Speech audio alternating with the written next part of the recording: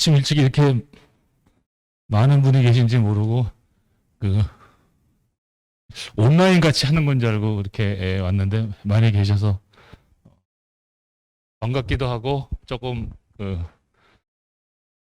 설레기도 하고 그렇습니다. 특히 이제 대전은 지난번에 트램 때문에 한번 포럼을 한번 했었는데 대전시가 국내 최초로 이제 트램을 하게 되면 정말 그건 획기적인 일일 것 같고 또 그런 경우에는 정말 디자인을 어떻게 푸느냐 하는 것이 아마 대전시뿐만 아니라 대한민국 더 나아가서 아시아에서 어떻게 대전이 앞으로 리더십을 가질 것인가에 굉장히 중요한 역할인 것 같습니다. 그래서 오늘 디자인과 디자이너의 나아갈 길 이렇게 했는데 제목을 이렇게 한글로 뉴 노멀, 뉴 디자인 그리고 영어로 뉴 디자이너라고 쓴 얘기는 빼도 되는지 모르고 새로운 노멀, 새로운 디자인 별로 달라질 게 하나도 없다. 그 얘기고요. 단지 이 디자이너가 한글로 디자이너가 아니고 영어로 디자이너라고 쓴 것이 조금 의미가 있는 얘기입니다. 왜냐하면은 그 전에 디자이너 하면 이거는 미술대학을 나와야 되고 우리 대한민국 같은 경우에는 비공식 통계이긴 하지만은 그 업계에 있는 디자이너의 한 70 내지 80%가 홍익 릴레이티드래요.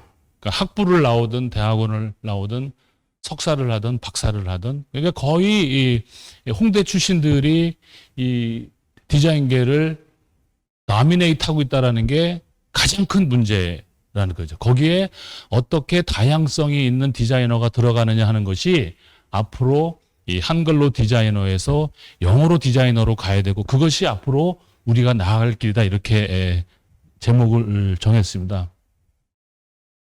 지금 코로나 19 지금 진행 중이고 오늘도 오다 보니까 거의 600명 가까이 발생을 했죠. 과연 코로나는 우리에게 무엇을 남길까? 우리는 어떻게 될까? 우리는 어떻게 해야 되나? 그때 이제 여기 우리라고 하는 것은 한글로 된 디자이너들이 이제는 영어로 된 디자이너가 돼야 된다. 이제 그런 뜻으로 말씀을 드리겠습니다. 지금 이 코로나라고 하는 것이 국내외 정치, 그 다음에 국내외 사회, 그 다음에 이거를 해결하기 위한 여러 가지 과학과 기술 이런 것들이 지금 영향을 많이 주고 있고요.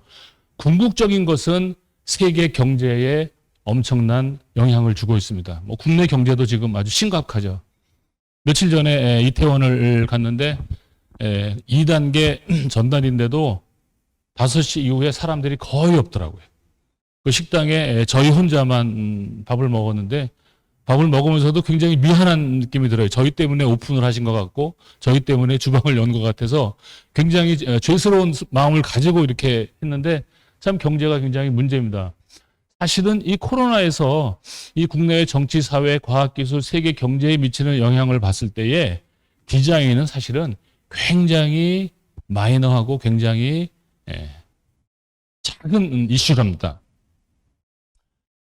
흔히 이 BC AD라고 하는 것은 예수님이 오시기 전과 예수님이 오시기 후로 해서 굉장히 선언적인 그런 의미가 있는 건데 지금 새롭게 2020년에 BC AD라고 하는 얘기를 합니다. BC는 Before COVID-19, 그 다음에 AD는 After Disease. 그러니까 그만큼 예수님이 세상에 오신 것만큼 엄청난 세상의 변화를 가져오는 일이 COVID-19이다. 이렇게 얘기를 하고 있지만 사실 저희들은 그렇게 큰 영향을 받고 있지 않습니다. 저희 디자인이라고 하는 것은 제가 이제 공과대학 출신이기 때문에 이 함수를 쓰면 이 C라고 하는 커스터머하고 테크놀로지 그리고 경영 매니지먼트의 함수입니다. 그러니까 디자인은 고객을 위하는 거지만 기술과 경영에 굉장히 많이 의존하는 그런 작은 분야다. 이렇게 생각을 하고요. 문제는 이 테크놀로지라고 하는 것이 이 디자인을 굉장히 빠르게 해방시켜주고 민주화시켜주고 있고 디자인을 보편화시켜주고 있다는 것이 저희 디자인이 닥치고 있는 가장 큰 위협입니다. 소프트웨어로 보면 이 흔히 이제 CAD라고 하는 것은 원래 컴퓨터 에이디드 디자인이거든요. 그러니까 컴퓨터가 도와줘서 디자인을 한다 그랬는데 실제 오토데스크 사장이 하는 얘기는 너무 죄송하다. 우리가 CAD라는 단어를 꽤 몇십 년 동안 썼지만 그동안 한 번도 저희들이 에이디드를 해준 적이 없다. 그런데 비로소 2017년도에 3년 전이죠. 이제 앞으로 나오는 소프트웨어 가지고는 정말 디자이너들을 도와줄 수 있는 그런 소프트웨어가 나온다. 이렇게 얘기를 했습니다. 그때 이 오토데스크에서 만든 프로그램들이 이 제너러티브 디자인이라고 하는 건데요. 의자를 디자인한다. 그러면요. 의자를 디자인하는 게 아니라 의자에 대한 조건을 얘기를 하는 거예요. 자, 의자의 무게, 남녀노소가 다 들어야 되니까 무게 5kg. 그런데 그 의자가 지탱할 수 있는 사람들의 무게는 120kg. 그런데 가격은 5만 원. 이렇게 조건을 주면 이 컴퓨터가 수천 개의 모델을 만들어줘요. 그러면 그 중에 제일 마음에 드는 거를 이렇게 딱 찍으면 옆방에 있는 이 3D 프린터에서 그 의자를 착착착착 만들어가지고 뽑아 이렇게 줘요. 그 전에 이 제너러티브 디자인이 없었냐? 있었습니다. 어디다 적용을 했느냐? 엄청나게 큰 프로젝트들. 여러분들 상해 가시면은 그 상하이 타워라고 있습니다. 이렇게 쭉 올라가다가 140도 이렇게 꺾이면서 멋있는 건물이 하나 있는데 그 건물을 지을 때 이 제너러티브 디자인을 가지고 이 건물을 최적화, 그러니까 일조량 이런 거 계산하고 들어가는 사무실들이 어떤 조건을 갖고 있느냐에 따라서 사무실 배치까지를 다 완벽하게 이 프로그램이 제작을 해주는데 이 소프트웨어만 가지고 재료비를 수천만 달러를 세이브를 했대요. 그래서 이런 프로그램들을 대형 프로젝트인 건설에 적용을 하다가 이제 제품 디자인까지 넘어온 그런 단계에 있습니다. 그러니까 앞으로 디자인 학교에서는 디자이너들한테 무엇을 가르칠 것인가에 대한 고민이 굉장히 심하고요. 뒤집어 얘기하면 여러분들 자녀나 뭐 조카나 이런 사람들이 디자이너 되려고 미대 가려고 갈 필요가 없어요. 미대를 가면 기술을 이해 못해요. 그런데 기술을 이해하는 사람들이 디자인을 하기에 훨씬 좋은 환경으로 세상이 바뀌고 있다는 겁니다. 경영에서 보는 디자인은 뭐 딱 하나입니다. 디자인은 혁신을 하기 위해서 가장 가성비가 좋은 수단이라는 거예요. 무슨 얘기냐? 가장 적은 돈으로 가장 짧은 시간 내에 가장 큰 효과를 낼 수 있는 그런 수단이라는 것이 경영에서 바라보는 디자인의 역할입니다. 문제는 이 이노베이션이라는 단어가 그렇게 쉬운 단어는 아닙니다. 그래서 지금 어떤 일이 벌어지고 있냐면은 디자인이 너무 중요해서 디자이너한테만 맡길 수가 없다. 아마 이제 트램을 놓기 시작을 하면 이제 트램 차량에 대한 디자인을 놓고 아마 굉장히 많은 얘기들이 있을 거예요. 전문가들은 이런 얘기를 하고 누구는 이런 얘기를 하고 누구는 얘기를 하는데 결국 이제 최종 의사결정자가 결정을 하셔야 되는데 디자인이 너무 중요하니까 디자인한테만 맡기지 않고 디자인에서 올라온 거 담당의 과장님 모시고 위에 국장님 모시고 뭐 하시고 다 보시다 보면 이제 디자인이 산으로 올라가게 되죠. 아마 여러분들이 결제를 하실 때 되게 그러실 거예요. 밑에서 되게 디자인 올라오면 A와 B안이 보통 올라옵니다. 그러면 디자인은 그 중에 어느 하나를 밀어주셔야 돼요.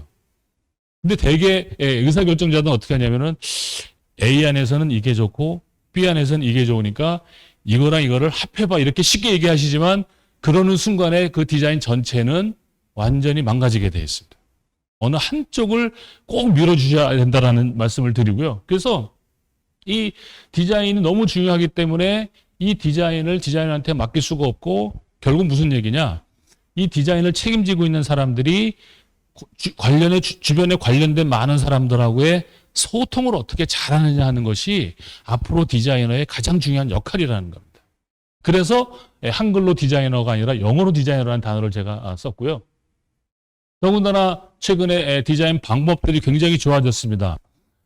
전용우 박사님이 전공했던 서비스 디자인, 요새 최근에 얘기하는 디자인 띵킹 이런 것들이요. 디자인을 민주화하고 더 나아가서 디자인을 해방시켜서 어느 누구나 쉽게 편하게 얘기하면은 개나 소나 다 디자인할 수 있는 그런 시대가 활짝 열렸다 이겁니다. 그 다음에 어떤 일이 벌어질 것이냐? 저희들은 이 백투 베이직, 그럴수록 문제의 원인, 앞으로 어떻게 갈 것인가에 대한 미래를 봐야 되는데, 이 결국 미래를 볼 때에는 가장 기본에 충실한 것이 중요하더라고요. 저도 코로나 때문에 온라인 강의를 하면서 과연 교수라고 하는 직업이 무엇일 것인가의 본질을 따져 들어가니까요, 별거 아니더라고요. 옛날에는 정보가 귀할 때에는 미국 가서 유학해서 갖고 온 이 강의 노트가 정말 신주단지보다도 더 귀한 자료죠. 왜냐하면 그거 가지고 평생 먹고 살아야 되니까. 지금은요, 유튜브에 전 세계에서 제일 유명한 사람들 강의가 다 있어요. 그 강의 자료를 놓고 제가 자료를 만들어서 학생들한테 가르친다는 것은 굉장한 오만입니다. 오히려 교수라는 것은 뭐냐? 학생들이 세계 최고의 디자이너들, 최고의 강사들이 하는 얘기를 이해를 못하니까 그거를 중간에서 이렇게 해석해주고 연결해주는 역할이라는 것이 결국 교수의 본질이다. 이렇게 생각을 하니까 굉장히 쉬워지더라고요. 마찬가지입니다. 디자인 이제는 단지 스타일링을 넘어서 문제 발견, 그리고 문제 해결이라고 하는 걸로 가야 되는 단계고요. 이 디자이너는 영어로 된 디자이너로 바뀌어야 되는데, 이것은 뭘 의미하느냐면은 좀 융합적인 개념의 디자이너라는 겁니다. 제가 산업공학, 인간공학을 전공을 하다가 89년도에 유학을 가면서 공업 디자인 쪽으로 전공을 바꿨습니다. 미국에 있는 동안에 수도 없이 많은 디자이너를 만났는데, 명함에 영어로 디자이너라고 써 있었으면 제가 물어본 질문이 있었어요. 너 학부 전공이 뭐냐? 이렇게 물어봤어요. 사실 미국은 학부 전공은 그렇게 중요하지 않거든요. 근데 저희 나라는 학부 전공이 평생을 가잖아요. 물어봤더니요, 깜짝 놀란 거는 100명을 물어보면 한 5명 정도만 제가 아는 미술대학 출신의 디자이너예요. 나머지 95명은 다 다른 전공이고요. 가장 많은 전공을 한 사람들은 누구냐? 그 당시에 기계공학, 그 다음에 컴퓨터, 전기전자, 그 다음에 심리학, 사회학, 마케팅, 국제무역, 별의별 전공을 하고 있는 모든 사람들이 모여서 디자인을 하는데, 그 사람들의 명함이 영어로 된 디자이너입니다. 지금 이제 우리가 필요한 거는 그런 다양한 경험과 다양한 생각을 갖고 있는 사람들이 모여서 새로운 문제를 발견하고 해결을 해야 된다는 거죠. 또 하나 중요한 거는요, 이 what과 how에 대한 구분입니다. 이거는 존 나이스빗이라고 메가 트렌드라고 하는 그런 멋진 말을 만들었던 미래학자인데요. 이 사람이 마인셋이라고 하는 책에서 이 what과 how에 대한 얘기를 합니다. 어떻게 보면 세상이 굉장히 많이 변하는 것 같지만 자세히 보면 거의 대부분은 변하지 않고 있다는 거예요. 그 변하지 않는 본질이 무엇이냐라고 하는 것을, 본질을 해결하기 위한 수단인 how랑 갈라칠 수 있는 안목을 갖게 되면 미래에 대한 걱정이 별로 없다라는 겁니다. 대전시, 저희 나라가 존재하는 한 대전시 계속 존재하겠죠. 거기서 일하시는 여러분들 계속 계시겠죠. 역할이 뭘까요? 세상의 변화도 변하지 않는 것은, 여러분들은 대전시에서 일하시면서 좋은 정책을 만들어서 대전시에서 일하는 시민들의 삶의 질을 높이는 일이 여러분들의 가장 본질적인 일입니다. 그 외의 것들은요, 다 부수적인 일입니다. 재택근무 수단이죠. 모바일 근무도 할 수 있습니다. 어떤 방법도 있지만 본질적인 여러분들이 해야 되는 일은 변하는 게 하나도 없습니다. 환경만 변하는 거예요. 시장님 바뀌면 시장님 바뀌는 거지 본질이 바뀌는 게 아닙니다. 똑같은 일이에요. 저희 교수도 마찬가지고. 그래서 이 what과 how를 구분할 수 있는 안목을 갖게 되면 미래에 대한 적응력이 좀 쉬워진다는 거죠. 자, 20년 이후에 교육은 어떻게 변할까요?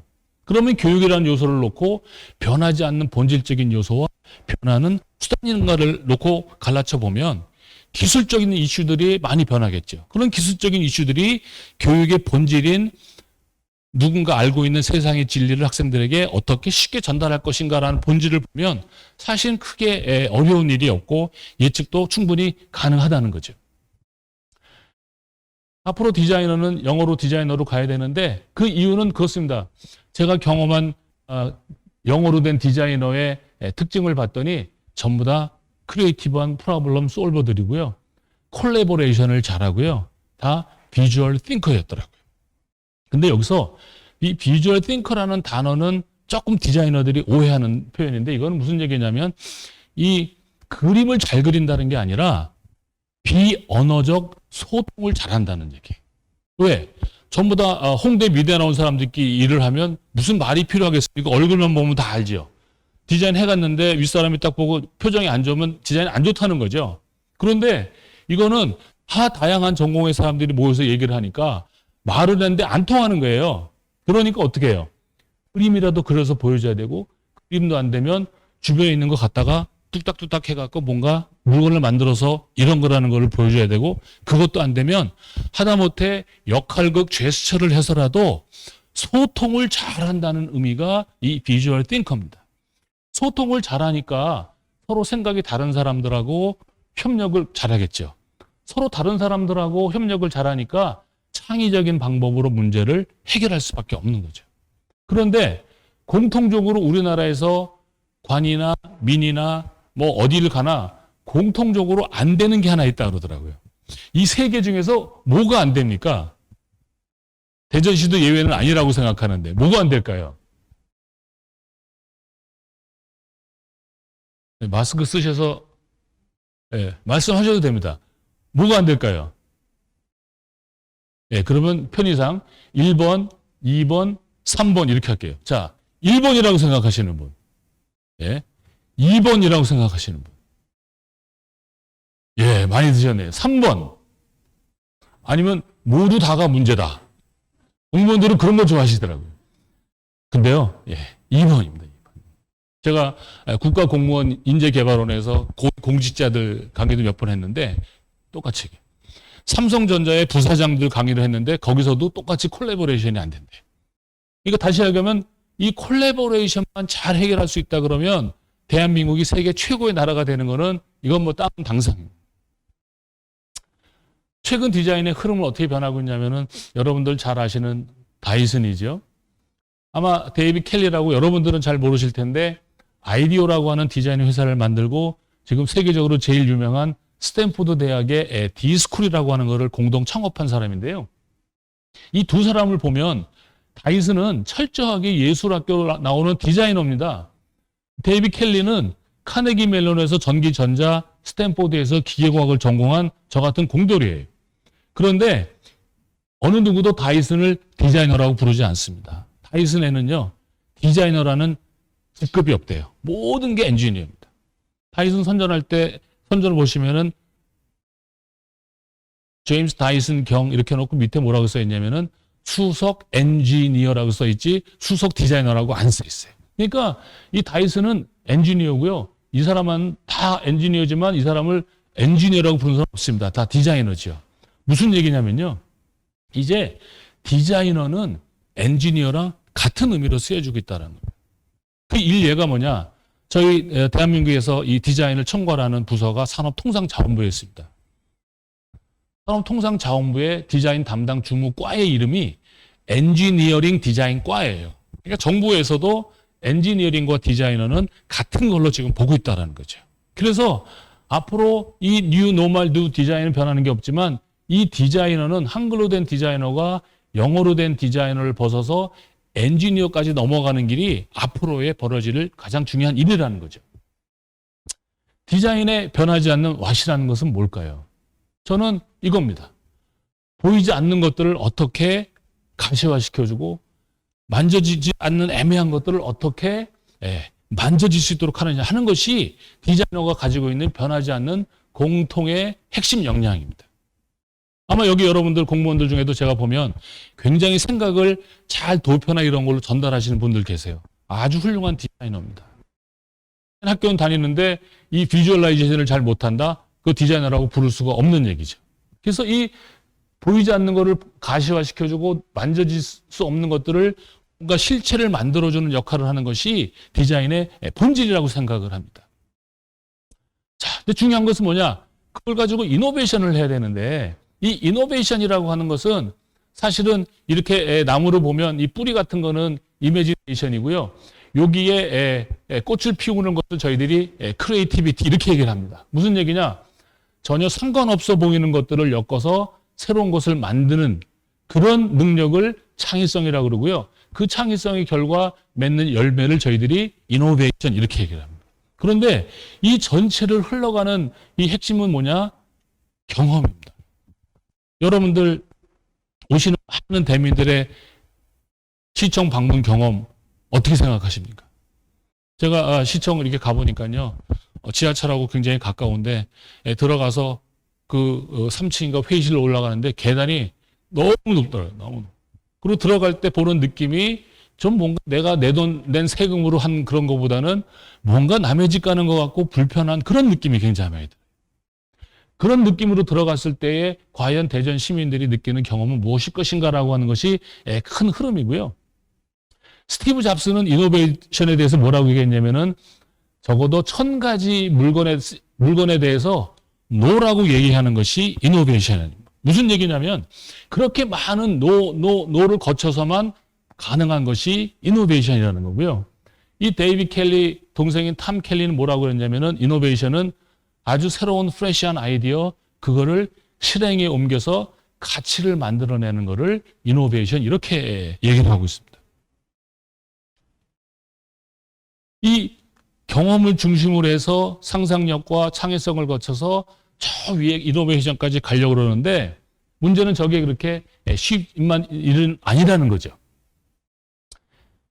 거기에 가기 위한 중요한 것이 이 융합, 서로 다른 것들을 섞는 융합을 해야 되는데 이 융합은 이 혼자 하는 내부의 융합과 외부 팀들이 같이 하는 융합 두 개가 있습니다.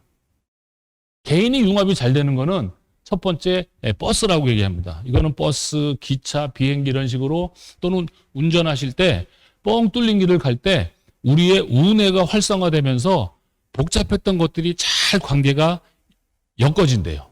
이거는 제 얘기가 아니고 이 베티 에드워드라고 하는 여자가 Drawing on the Right Side of the Brain이라고 하는 이 그림 공부하는 책인데 이 책 한 권만 읽으시면 모든 분들이 다 화가가 될 수 있는 아주 좋은 책입니다.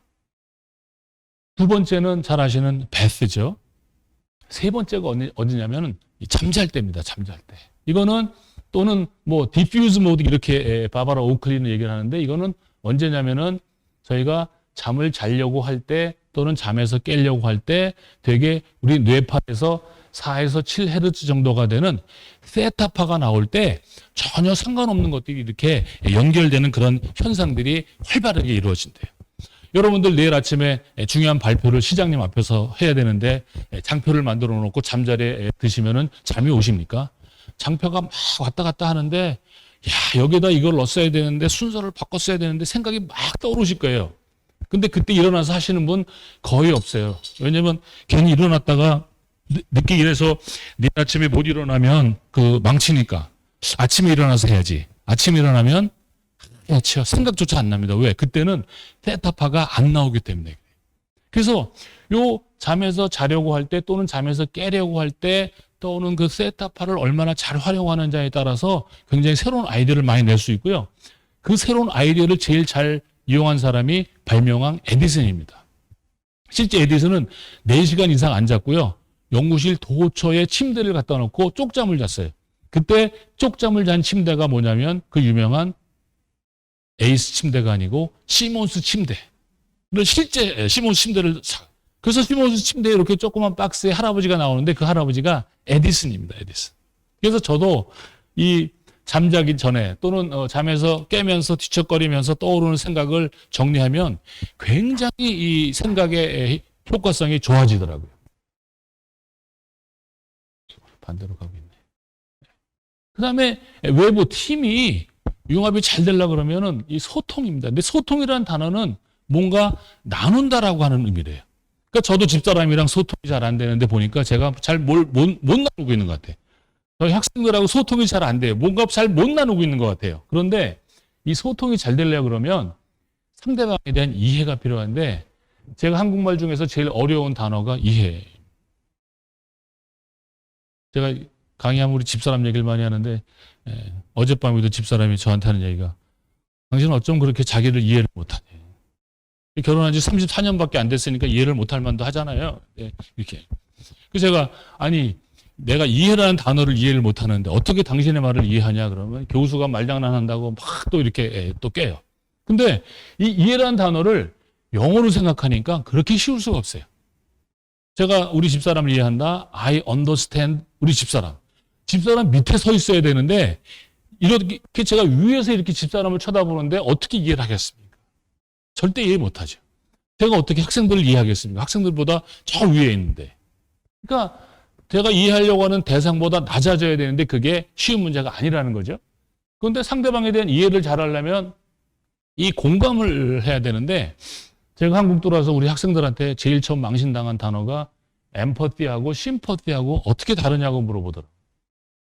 저도 다전을 많이 찾아봤는데 다 비슷비슷하더라고요. 뭐 동정, 연민, 공감 그래서 같은 건 줄 알았어요. 그래서 제가 웃으면서 자식아 스펠이 다르잖아 그랬어요. 나중에 제가 보니까 정말 무식한 답이었어요. 모른다고 했어야 되는데 이 엠퍼티하고 심퍼티하고는 하늘과 땅인데 이게 쉽게 되고 영어로 얘기하면은 I feel bad for라고 하는 전치사가 들어가면 심퍼티고요. with라고 하는 전치사가 들어가면 엠퍼티입니다. 무슨 얘기냐면 이제 올 겨울에 기후 이상 때문에 굉장히 추워질 거랍니다. 벌써. 그러면 이제 우리 학생들이 뭐 스키 타러 다니고 뭐 이렇게 하다가 내년에 봄 학기 되면 팔다리 부러져 가지고 학교 오는 애들이 좀 있어요. 그러면 이제 제가 그러죠. 야, 이거 어떡하다 그랬니? 좀 조심하지. 부모님 걱정하시게. 가로치고 내가 그럴 줄 알았어. 그게 심퍼티예요. 심퍼티. 그런데 저희 아들이 보드 타러 갔다가 팔이 부러졌다고 전화가 왔어요. 전화 받는 순간부터 멘붕이고요. 데리러 갈 때 핸들도 떨리고 호텔방에 이렇게 쭈그러져 있는 거를 딱 보는 순간에 저는 제 두 팔이 끊어진 것 같고 그날 저희 집사람은 심장이 6cm인가 7cm인가가 찢어진 것 같대요. 그게 엠퍼티예요. 어떻게 우리가 상대방을 심장이 찢어질 정도로 공감할 수 있겠습니까? 그 공감이 없으면 이해가 안 되고 이해가 안 되면 소통이 안 된다는 거예요. 뭐 이미지네이션 뭐 중요한 얘기긴 한데 뭐 그렇게 중요한 얘기는 아니고요. 네. 뭐 드림 상상을 하기 위해서 잠을 자는데 저도 이 스마트워치를 타가지고 저의 이제 수면 분석을 이렇게 해요. 그러면 이제 이 REM 슬립, 이 Rapid Eye Movement 하는 슬립을 할 때 꿈을 많이 꾸거든요. 근데 확실히 이걸 보고 계속 모니터링을 하고 자기 전에 어떤 주어진 과제 몇 가지를 생각을 하면서 잠에 들면 확실히 뭐 개꿈이라도 굉장히 말도 안 되는 그런 상상력이 동원되는 게 굉장히 많아요. 그럼 아침에 일어나면 이제 그런 정리를 많이 하고 있어요.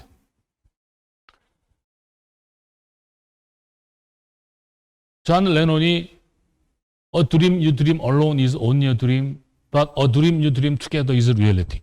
혼자 꾸는 꿈은 꿈에 불과하지만 함께 꾸는 꿈은 현실이 된다. 이렇게 얘기를 했답니다. 오늘 이제 여러분들 때문에 제가 마지막에 이거 아까 슬라이드를 집어넣느라고 그랬는데 이제 공직에 오래 계셨기 때문에 많이 전문가라고 생각하실 텐데 요 다음번 문장에 이렇게 네모난 박스에 문장이 나오는데 제가 5초 시간을 드릴게 빨리 읽어가지고 요 대문자 F가 몇 개 있는지를 세시는 겁니다. 그래서 제가 몇 개냐 그럴 때 이렇게 손을 들어서 얘기를 해주세요. 이거 정답과 오답 없습니다. 편하게 보시는 대로 느껴서 얘기해 주시면 됩니다. 자, 눈을 크게 뜨시고 준비 시작.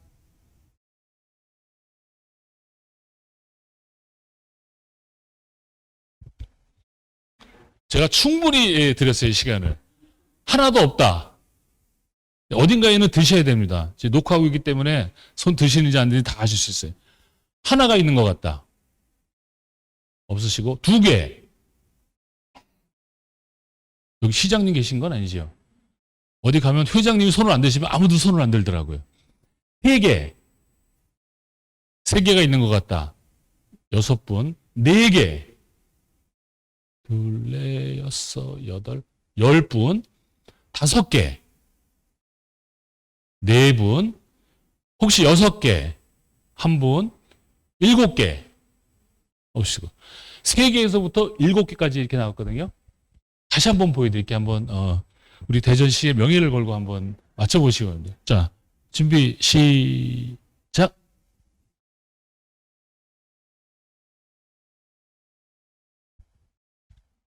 자, 다시 보니까 하나도 없더라.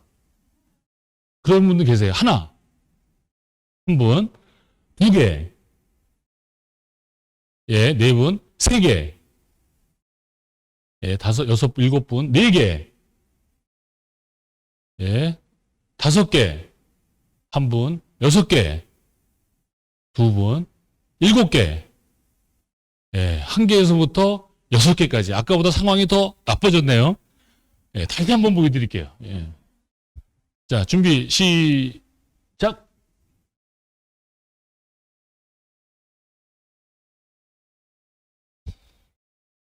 자, 하나, 1개, 2개. 예, 조금 드시는 분들은 잘못한 것처럼 이렇게 조그맣게 드시고, 여러 명 드실 때는 손이 쫙 힘있게 들어가세요. 자, 3개, 예, 4개, 예, 5개, 예, 6개, 예, 몇 개 보셨어요? 계속 6개 하시다가, 예, 계속 6개 드시다가 막판에 손을 안 드셔갖고. 6개죠, 6개? 제가 여태껏 이 슬라이드를 보여드리고 받은 질문 중에 가장 도발적인 질문이 뭐였냐면, 이거하고 다른 걸 보여줬다. 그게 제가 여태껏 받은 질문 중에 가장 도발적인 질문인데, 문제는 그 얘기를 하신 분이 누구냐가 중요해요. 누구냐면, 이 중고등학교 교장 선생님들 150분이랑 얘기를 했는데, 다 3개 드시더라고요. 한 분이 4개쯤 들면, 저 끝에 있는 제일 그 시니어 교장 선생님이, 어이, 김 교장, 뭘 4개야? 그러면요, 얼른 내려요. 그 3개 드시고, 이걸 보여줬더니, 아까 거랑 다른 걸 보여줬대요. 그때 제가, 이 교장 선생님들이 심각한 사람들이구나. 제가 그때 느꼈어요. 6개입니다. 왜 잘 못 보셨냐면요, 저한테 낚이셨어요.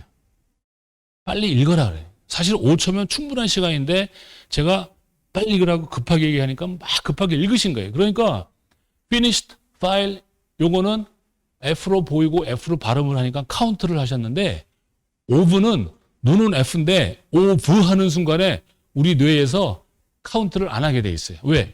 시각 정보랑 청각 사운드 정보가 충돌하게 되면 사운드 정보가 더 우세합니다. 그래서 그 조건에 한번 걸리면요, 다시 찾기가 굉장히 어렵습니다. 자, 뭐 이게 얼마나 중요하겠습니까? 그런데 이제는 여러분들이 정말 뭔가 새로운 거를 하고 영어로 된 디자이너가 모여서 뭔가 새로운 일을 하시려고 그러면 이렇게 나랑 다른 사람들의 생각을 어떻게 여러분들이 여러분 걸로 만드느냐 하는 것이 굉장히 중요해요. 그러니까 직장에서도 여러분들이랑 관점이 똑같은 사람하고는 얘기도 하지 마세요. 얘기할 필요도 없어요. 왜? 똑같으니까. 여러분하고 다른 사람 생각을 갖고 있는, 특히 이 젊은 직원들 생각이 아주 다르잖아요. 젊은 직원들하고 얘기하고 그 다름을 어떻게 내가 오래 살아온 연륜과 경험으로 내 걸로 만드느냐 하는 그것이 이 대전시가 세계 최고의 도시가 되는 가장 중요한 일이라고 생각을 합니다. 포레밀 빅터라고 하는 탐험가가 한 얘기래요. 이 진짜 발견이라고 하는 행동은 새로운 땅을 발견하는 것이 아니라 새로운 눈으로 보는 데 있다. 저도 아까 여기 이렇게 오는데 그 중간에 오다 보면 무슨 이상한 그 주차장 건물인데 이 포클레인 그 앞부분 2개를 이렇게 해가지고 이렇게 코끼리 같이 해가지고 그 중간에 그 시계를 걸어놓은 건물이 있어요. 저는 이제 지나갈 때마다 이렇게 탁트해서 보는데 오늘 저를 데려다준 이 디자인 진흥원 직원한테 그걸 보여줬더니 자기는 처음 본대요. 그 자기 대전 사람이니까 대전이 뭐 달라지지 않은 것처럼 매번 똑같이 본대요. 저는 서울 사람이지만 대전 오면 새로우니까 막 관심 있게 보거든요. 그래서 제가 뭐라 그랬냐면은 이 새로운 눈으로 본다라는 것은 뭐냐? 익숙한 것을 낯설게 보기. 네. 여러분들 공직에 오래 계셨으면 얼마나 익숙하시겠습니까? 그런데 그거를 내가 처음 공직에 임명됐을 때 설레는 마음으로 근무할 때 그때 생각을 하시면 아마 모든 게 새롭고 모든 게 나아지실 것 같아요. 그래서 아까 존 레논이 얘기한 것처럼 우리가 생각하는 그런 꿈을 혼자 꾸면 꿈에 불과하지만 이거를 함께 꾸면 그것은 현실이 될 수 있다는 거죠. 그래서 앞으로 우리는 함께 꿈을 꾸는 그런 영어로 된 디자이너들이 되기를 바라고, 또 여러분들이 그런 사고방식과 접근으로 정말 대전을 위해서, 또 대전 시민들을 위해서 좋은 일들을 해주시기를 바라면서 오늘 강의를 마치도록 하겠습니다. 감사합니다. 질문 있으신가요?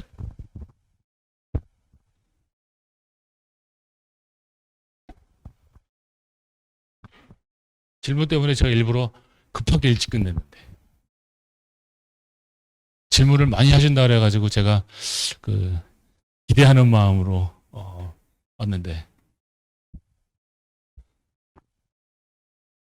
제가 원래 보통 질문하면 10,000원씩 드리는데 오늘 현찰이 10,000원짜리가 하나밖에, 어저께 있었는데 몇 개 써가지고 한 장이 남아 있는데, 제가 오늘 질문하시는 분 한 분 제가 10,000원을 드리겠어요. 예. 이게요. 자, 먼저 받으시죠. 예. 예. 아마 평생 교수한테 돈 받아보시긴 처음이실 거예요. 예. 그것도 질문하기도 전에. 예. 예.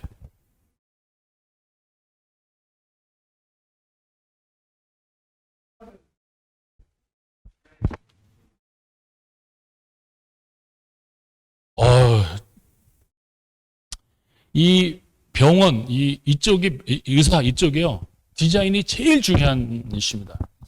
디자인이라고 하는 것은 결국은 보기 좋고 쓰기 좋게 만들어서 가격 좋고, 그게 사실은 디자인이거든요. 근데 이제 공직에 계신 분들은 뭐 가격 좋고를 하는 게 아니죠. 가치를 창출하는 일이죠. 보기 좋고 그리고 쓰기 좋게 해서 가격 가치를 하는데, 이 보기 좋은 거를 보게 되면 사람들이 기분이 좋아져요. 기분이 좋아지죠. 그래서 실제 보기 좋은 것을 보면 사용성이 훨씬 좋다 그래요. 근데 그 이유는 뭐냐면, 예쁜 거를 보게 되면 사람들이 기분이 좋아지고, 기분이 좋아지니까 사람들이 여유로워지고 관대해진다는 거예요. 여러분들 윗분 결제 받으러 가실 때 언제 들어가십니까? 안에서 곡소리 나는데 들어가가지고 결제해 주세요 그러시는 분 있나요? 없죠. 시장님 어떠신지 분위기 보고, 국장님 어떠신지 분위기 보고, 오늘 최고다 그럴 때 결정적인 순간에 디밀어야 조금 오자도 있고 탈자도 있고 좀 계획이 좀 엉성해도, 야 그래 이럴 때 한번 해보지 언제 해보겠냐고 결정해 주시잖아요. 똑같은 거예요. 예쁜 디자인을 보면 사람들이 기분이 좋아지거든요. 근데 문제는 아까 여러분들이 F자를 찾을 때 같이 왜 여러분들이 틀리셨냐면은, 제가 5초 짧습니다, 빨리 찾으세요 하고 계속 이렇게 일종의 협박을 한 거예요. 그러니까 여러분들이 부정적인 감정으로 간 거예요. 집중, 초조 이렇게 된 거예요. 병원 가시면서 행복한 생각으로 병원 가시는 분 계세요? 없습니다. 병원은요, 작년 검사에서 완전 오케이라 그래도 그 다음에 정기검진 가면 그 사이에 뭐 잘못 생긴 거 없을까 항상 불안 이렇게 돼요. 근데 병원이라는 데 들어가면요, 딱 키워드가 2개입니다. 하나는 웨이팅, 기다리는 거잖아요. 기다리는 거. 예약은 뭐하러 받습니까? 기다리는 거예요. 두 번째는 잘 모르겠다. 잘 모르겠다. 제가 모 병원에 다니는, 이제 피 검사를 하고 다니는데, 어느 날 갔더니 피를 뭐 때문에 5통인가를 뽑았더라고요. 그래서 제가 의사한테 결과가 어떠냐 그랬더니 다 좋대요. 이 열받을 일 아닙니까? 제 피를 5통을 뽑았는데 결과가 어떠냐 그러니까 다 좋습니다. 그래요. 그래서 제가 이제 거기 병원 관계자들, 병원 원장님한테 혹시 성모병원인데, 이거 뭐 피를 어떻게 쓰시는 거냐고. 아니, 피를 5통을 뽑아갔으면 5통에 대한 얘기를 자세하게 얘기를 해줘야지. 너무 불확실한 게 많다. 병원에 들어간 사람이 다 긴장하고 집중하고 부정적으로 가거든요. 그때 어떻게 그 사람들의 마음을 편하게 바꿔주느냐. 굉장히 중요하죠. 그래서 지금 이 디자인이 이 병원이랑 메디칼이랑 적용된 가장 좋은 사례는 응급실 디자인입니다. 응급실. 그러니까 응급실 들어갔을 때에 뭐 저도 몇 번 가봤지만은 뭐 진짜 어디 전쟁터 같이 그냥 막 이렇게 다 누워있고 뭐 난리도 아니지 않습니까? 응급실 들어가서 이 사람들이 적절한 처치를 받고 그리고 병실로 이동되고 뭐 이런 단계들을 어떻게 풀어야 될 것이냐 하는 것이 굉장히 중요한 문제고요. 또 하나 가장 성공적인 사례는 이제 이 꼬마 애들이 그 MRI 찍으러 들어갈 때 되게 저희들도 굉장히 긴장되고 또 폐쇄 공포증 이런 거 저도 굉장히 들어갈 때 불안하거든요. 근데 꼬마 애들이 거기 들어가려 그러면은 그냥은 못 집어넣고 약간의 그 수면제 같은 거를 놔야 된대요. 근데 그게 부작용이 있잖아요. 그래서 이제 미국의 이 MRI를 만드는 회사에서 거기에 이제 디자인적인 접근을 해서 이제 부모들하고도 얘기도 하고 애들하고도 얘기를 해보니까 너무 불안하다는 거예요. 그래서 이제 어떻게 바꿨냐면 이 전체 MRI 들어가는 거를 마치 디즈니 월드나 뭐 롯데 월드나 이런 데 들어가는 것처럼 약간의 모험의 성으로. 그래서 오늘 네가 그 해적들하고 오늘 싸우러 해적선을 탈 건데 그러면서 이제 간호사가 얘기를 쭉 해주고 딱 들어가면 거기가 마치 이 해적과 싸우는 배같이 만들어 놓고 들어가면서 쭉 보여주는 장면들이 다 그래가지고 이 마취도 안 해도 되고 아주 획기적으로 그런 MRI들을 개선을 해가지고 아주 대박을 친 사례들이 있습니다. 그래서 요새 우리나라 병원에도 그 디자인을 예쁘게 하고 환경을 좋게 꾸미는 그런 일들을 많이 하고 있는데 제가 볼 때 그거는 그냥 간단한 수단이고요. 정말 중요한 거는 의사들과 간호사들이 친절하면 왜 기분이 나쁘겠어요.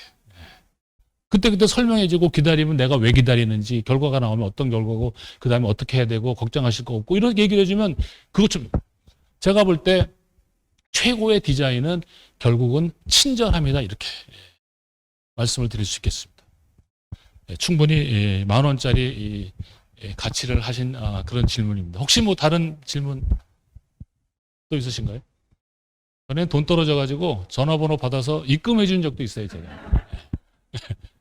그때 진짜 젊은 사람들은 질문한 다음에 저한테 핸드폰으로 부자를 쏘더라고요. 그래서 제가 또 10,000원씩 쐈더니 또 고맙다고 이렇게 답변이 오고 그러더라고요. 혹시 뭐 다른 질문? 예. 네. 어떤 쪽에서 필요하신 책이죠? 오늘 한 얘기요. 이거는 제가 20년 동안 공부한 내용들을 이렇게 쫙 정리를 한 거기 때문에 특별한 건 없는데 그 좋은 거는 이 사람들이 책을 잘 써요.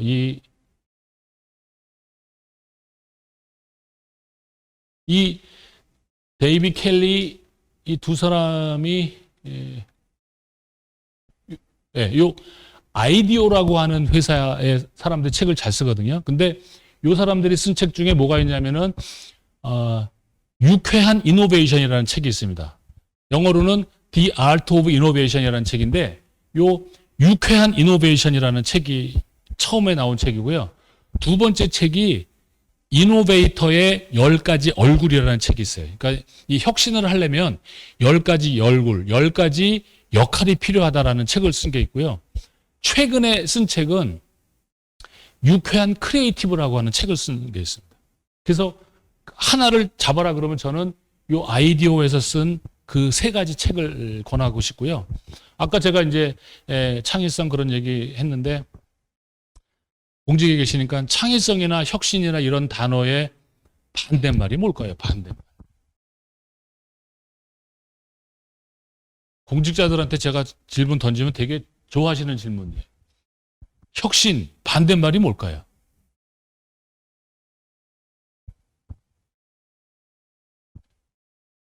예? 네? 복지부동. 예, 그 진짜 나쁜 거죠. 이 복지부동.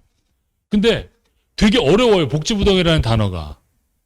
저 사람이 복지부동 하는지 안 하는지 알 수가 없다라는 거죠. 그 답을 하실 때는 되게 쉬운 답을 하셔야 돼요. 혁신, 창의성, 반대말이 뭘까요?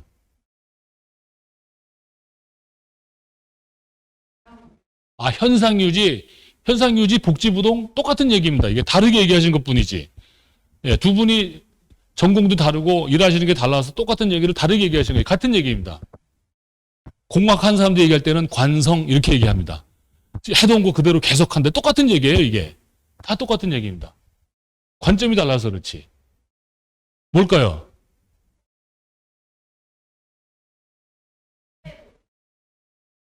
퇴보.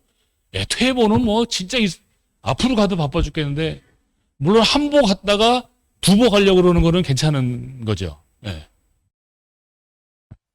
뭘까요? 고정. 예, 뭐 다 같은 얘기예요. 고정, 답습, 뭐 다 똑같은 얘기입니다. 모방은 틀린 말이에요, 모방. 모방은 이 혁신과 창의성이랑 똑같은 말입니다. 왜 그러죠? 여러분들 신입 직원 오면 무슨 교육 시키세요? 신입 교육은 모방 교육 시키시는 거예요. 여기를 이렇게 하는 거다. 예. 저희가 레드다 심사 가가지고 중국 애들한테 야, 니네 우리 거 좀 그만 카피하라 그러면 걔들이 뭐라 하는지 아세요? 야, 니네는 옛날에 카피 안 했냐 그래요. 저희 카피 무지하게 잘했죠. 카피를 너무 잘했기 때문에 오늘의 우리가 된 거예요. 어린애들 말 한마디 배우면 얼마나 흉내 많이 냅니까? 이놈 그러면 뭐 할아버지한테도 이놈 어디 가나 다 이놈 하죠. 그러다가 이제 잘못해갖고 야단도 맞고 그래 보면 아, 이놈이라는 게 어떻게 쓰는지를 깨닫게 되는 거잖아요. 그러니까 모방은 똑같은 말이고요. 창의성, 혁신의 반대말은 뭐냐면 두려움입니다. 두려움. 두려움이에요. 두려움. 여러분들 뭐 새 것이 하고 싶은데 이거 혹시 잘못돼갖고 윗사람한테 야단 맞으면 어떡하나 뭐 그런 거죠. 그래서 사실은 이 밑에 직원들이 왜 새로운 일을 못하느냐 그 속을 들여다보면 그 직원들이 두려워하는 어려움이 있는 거예요. 그거를 잘 여러분들이 중간에 관리자로 해결을 잘 해주셔야만 밑에 직원들이 움직이기 시작을 합니다. 시간이 다 됐기 때문에 이상 강의를 마치도록 하겠습니다. 감사합니다.